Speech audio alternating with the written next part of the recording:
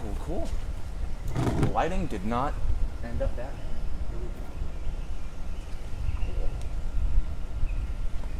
Alrighty. Hey folks, I'm Landon Wexler with CBS 42. The Birmingham Zoo is opening back up next week to members first, and then it's going to shift into full-on, well, not full capacity, but limited capacity. I'm here with Zoo CEO Chris Pfefferkorn to hear about what a zoo experience might look like in the COVID age. Now, Chris, you're opening up full-on on the 11th to the general population. What's that going to look like? Right, so to help us kind of follow the CDC guidelines with social distancing, things like that, we have limited the number of people to come to the zoo at 1,000 at any given time. So we're asking you to pre-purchase your ticket online at birminghamzoo.com. You can bring that pre-purchase ticket on your phone, or you can print it. We hope you just bring it on your phone. Show it up at the ticket booth and enter the zoo it that way. You'll be able to see what times are available to come and visit. And plan your day to come and visit the zoo. We will have a one-way pathway that is about 1.5 miles long. You'll get to see all of the zoo except for the buildings. Our buildings are going to stay closed, the predator building, primate building, and reptile building. Our Nurse 205 restaurant will be closed, but our Wild Burger will be open. We'll also have several other snacks and concessions around the park for folks to get a drink or something a little bit to eat if that's what they want. And we'll have gift shop items for sale as well. You'll find markers on the ground that will remind you of your social distancing. Some of them will tell you to keep a lion or an alligator apart. That's 6 feet. And you'll also see barricades and other signage that will help folks understand the one-way pathway as they go through their zoo. Okay, gotcha. So as you come in, as you pull up, and you already have your ticket on your phone. You see little barriers. You see the spots where there is keep a lion's distance, an alligator's distance, not an elephant, because that'd be a little much, you know. Mm-hmm. But so when people come in, this one-way pathway. Throughout the entire one-way pathway, there are markers saying, well, you mentioned the paw prints, right? That's right. You'll see arrows, you'll see paw prints on the ground. You'll also see signs hanging from barricades, barriers, fences, you name it, just so that folks will have a very clear direction on which way they need to go. We will have staff throughout the ground that if you need to make a shortcut to use a bathroom, exit early, something like that, that's not a problem. We will have people there that will help you do that. We just want to ask folks to stay on the one-way pathway so folks don't congregate, so they don't pass each other, and maintain that social distancing. Okay. Now, of course, people are, in the COVID era, masks, as you can see, are pretty mandatory, especially in Birmingham. Mm-hmm. What are y'all's policy on masks? Well, the city of Birmingham has an ordinance that masks are to be worn within the city limits. Birmingham Zoo is within the city limits, so when you come and visit, we'll require that you wear a mask. Anybody over the age of 2 needs to wear a mask. But if you have a medical exemption, please just show us a note from your doctor. Let us know. We understand that some folks just can't do that.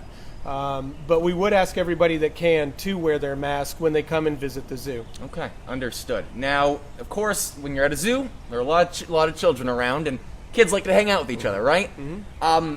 To keep, obviously, it's the parent responsibility to make sure the kids are separated. But is there going to be any patrolling, per se, of social distancing around the area? Well, there will be staff, as I said, throughout the zoo. So as people walk around, we'll just give friendly reminders. And we're right. We know that kids move around a lot quicker than most adults, and they want to see different things. And that's one reason why we're also having our zoo operations staff. They're going to be going through the zoo, infecting high touch point areas like railings, exhibit glass, buttons on vending machines, bathrooms, you name it. We're going to constantly be cleaning and sanitizing the park as well, which will also help with some of that as people move around to try to keep them as safe as possible. Understood. And as we mentioned, there is going to be a limited capacity. Mm-hmm. Where is your policy on that? It's 1,000 people at any given time, about 25% roughly of our capacity. That's why we'd like for you to look online first. That will give you the times a day that we haven't reached that capacity that you can come and visit.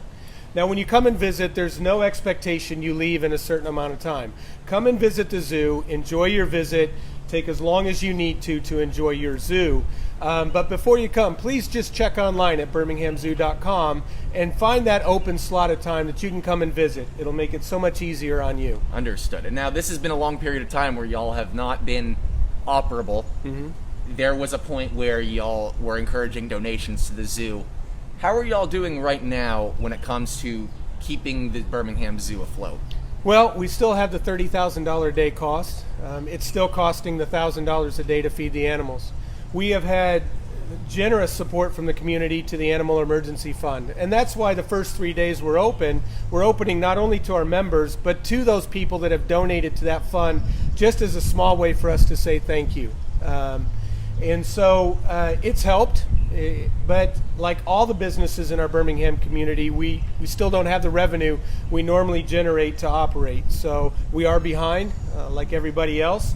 And we continue to rely on the generosity of our supporters here within the community, and will so for a long time. Right. And this is still, a lot of it is being donated to the Emergency Animal Fund, correct? It all goes to the Animal Emergency Fund. It helps offset those costs to feed the animals and take care of them. Understood. Okay, and now you guys must be absolutely thrilled to have people back. Tell me what you guys are feeling to have the public back. Well, we're excited.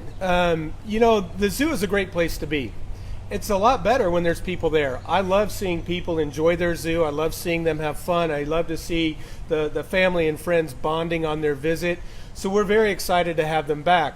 I know some of the animals have missed the public. They understand that things haven't been the same for the last over 2 months. And so I think it'll be very interesting to see how the animals respond to people being back, and see what changes they undergo as well. Absolutely. And now, just so people don't get their hopes too high, y'all have modified when it comes to the shows, correct? Well, correct. We will not have our Wildlife Live show. We will not have our giraffe feeding. Any of our keeper chats or demonstrations won't happen as well. Again, we don't want to create situations where people will stop and congregate and then break that social distancing. So in this first phase of opening, we have the 1.5 mile pathway that you can go through and see the animals throughout the zoo on that. But all of our programs of that nature, like lorikeets, giraffe feeding, things like that, will not be happening in this first phase of opening. Understood. Okay, and to sign up, I know there are specific times people are able. You sign up for a specific time slot, correct? Correct. You go online to birminghamzoo.com, pick an open time slot, get the number of tickets that you want for your party. There's no limit. And then that reserves your spot. So if you buy a ticket at 10 o'clock, be here just before 10 o'clock. We have 2 lanes out in front of the zoo for people to line up. All you have to do is walk up to the ticket booth, show that ticket on your phone to the cashier inside, and then you'll be able to enter the zoo. Understood. And I understand there's a VIP list that's allowed to come here on the 8th, correct?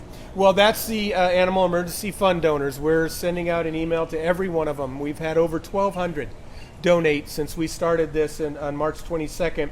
And it's our way, it's a small way, but we want to say thank you. And so they will get this email inviting them to the zoo. If they'd like to come to the zoo, that's fine. Just please bring that email to the zoo and go through the process of checking in at one of the ticket booths. Understood. Okay, so when it comes to June 11th, what are the operating hours y'all are working with? Same hours as normal, 9 to 5. Okay, understood. So when that time comes on June 11th, make sure to keep a lion's distance away. Yeah. Not an elephant. We can take it easy on that. But Chris, thank you so much for chatting with me. And You're once welcome. again, the zoo is going to be reopening for EA at the Emergency Animal Fund donors on the 8th and the membership owners. And on the 11th, it's going to be open to the general public. That's right. Chris, again, thank you very much. And this is Landon for CBS 42. We'll see you soon. Good.